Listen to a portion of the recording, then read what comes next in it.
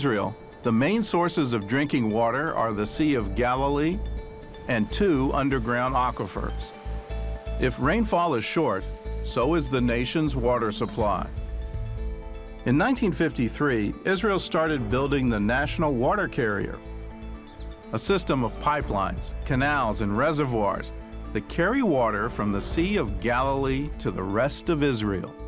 So we didn't have water? Okay, we developed water technology.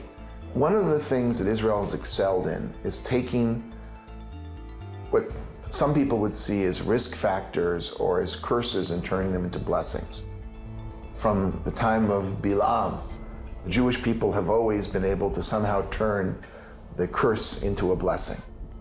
The pipelines were a good start, but Israel's fresh water supply wasn't enough to support a growing country.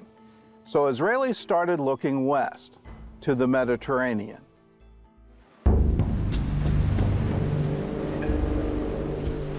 For thousands of years, the Mediterranean Sea was the center of the ancient world, the crossroads between Europe, Asia, and Africa.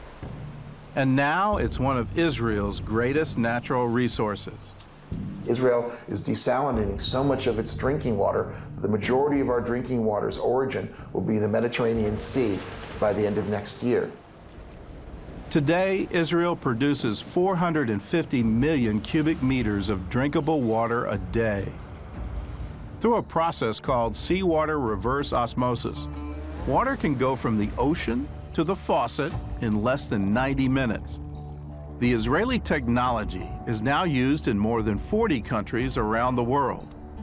And thanks to the Mediterranean, Israel may soon have something that was once unthinkable: a water surplus.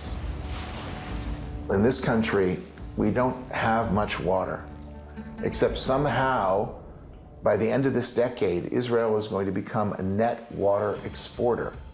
Just on today's news, there was an item about how Israel is stepping up the export of water to Jordan in order to supply water for all the Syrian refugees who are fleeing.